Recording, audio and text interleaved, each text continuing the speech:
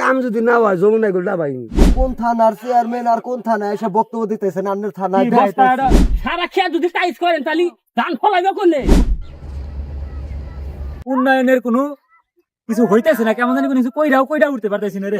আরে চেয়ারম্যান সাহেব কি করি?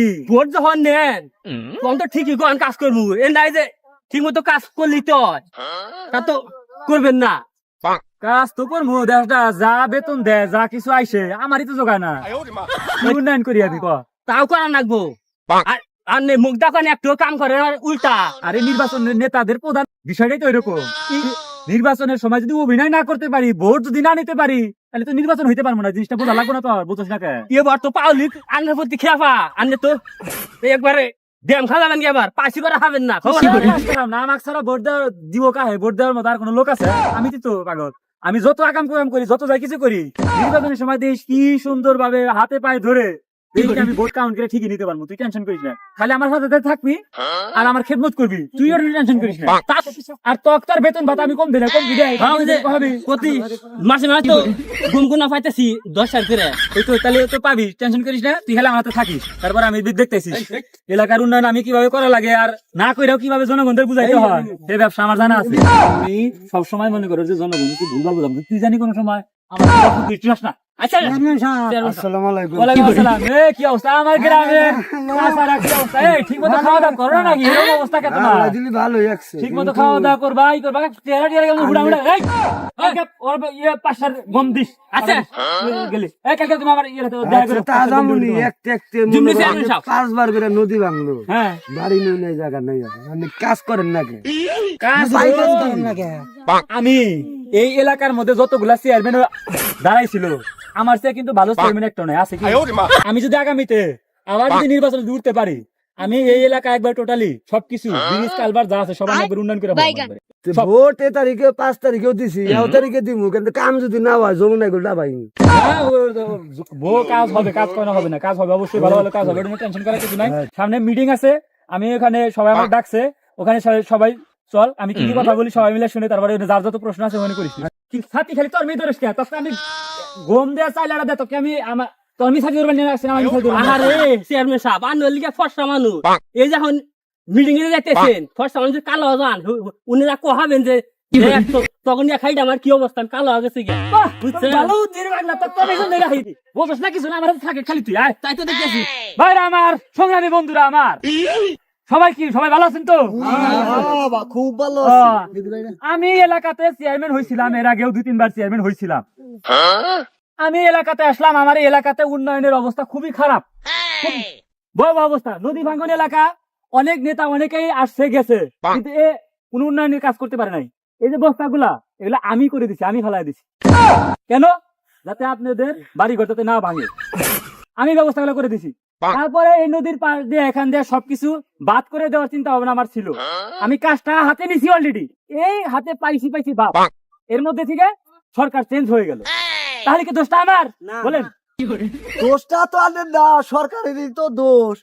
আনে তো সরকারেরই লোক, চুরি তো কম করেন না। আমি সরকারি লোক, ঠিক আছে, আমি তো এই যে বস্তাগুলো ফেলাইছি, আমি যদি চুরি করতাম তাহলে তোর বস্তাগুলো ফেলাইতে পারতাম না। এই যে কতগুলো বস্তা আমি ফেলাই দিছি, কেন? যাতে তোমরা এলাকাতে সুখে শান্তিতে বসবাস করতে পারো। আমি যদি সামনে আবার নির্বাচনে উঠতে পারি, তাহলে তোমাদেরকে এতটুকু বলতে পারি, তোমরা বাজারে একটাও চাউল পাবা না। কেন পাবা না? কারণ চাউল সব আমি গুদাম গাছ করে বাড়িতে নিয়ে আসবো। কি কন ঠিকই তো কেছি কোন যায় বেতন কম সব দিন তো তোমরা আবাদ করে খাইবে তাই কন। ওই তো যাই হোক, তারপরে তোমরা জমি জমা আবাদ করো, জমি জমা গুলা এগুলো তোমাদের আবাদ করতে হবে, ওগুলো সব আমি টাইলস করে একদম পাকা করে দিব, যাতে না ভাঙতে পারে। কি কন আনে টাইলস করলে তাহলে তুই আমার বক্তব্য শিখা। নদী ভাঙ্গন এলাকা এখানে শাসন করার জন্য আসছি, জমি জমা ভেঙে যাবো না। আরে তা ঠিক আছে, সারা খেয়া যদি টাইলস করেন তাহলে ধান ফলাইবে কোনে?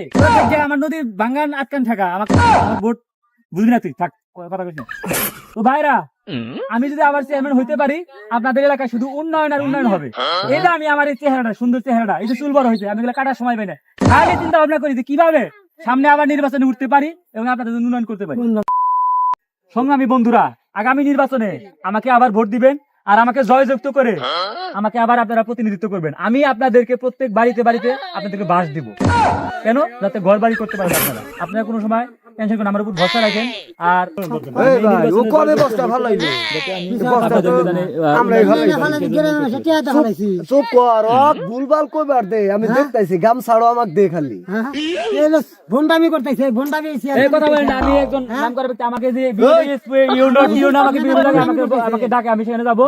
ওই চেয়ারম্যান আমি আপনাদের সামনে সময় দিচ্ছি, এটা অনেক কিছু। আপনি যে এই এলাকায় আইছেন এটা কোন থানার মতো করছেন নাকি জানা? থানা কি থানা থাকলি তো থানা তো থানায় আবার থানা বাপ মা আছে। থানার বাপ মাও নাই মানে আগে এই কোন থানার চেয়ারম্যান আর কোন থানায় এসে বক্তব্য দিতেছেন আপনার থানায় কি বস্তা এটা? এই বস্তা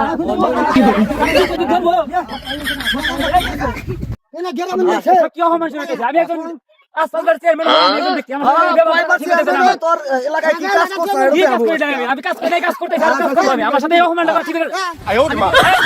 ইয়ে করে আমার ওই কেসমত ইগর তুই থানায় ফোন দে, তোরে ফোন দে, ফোন দে জায়গা থানায় সাহস কথা আমার আইনের লোক আমি একজন নাম করলো।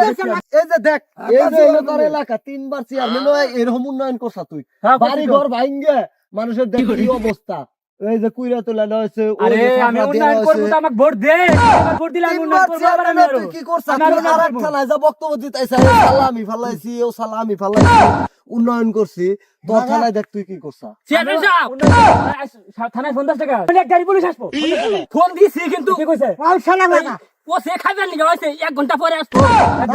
হ্যাঁ 1 ঘন্টা পরে আমাকে কুবা কুবা করে হালাইবো। কাকা ওরে ধরো ধরে নদীতে দিয়ে দে ওরে বাবা আমি জামলার মধ্যে নাই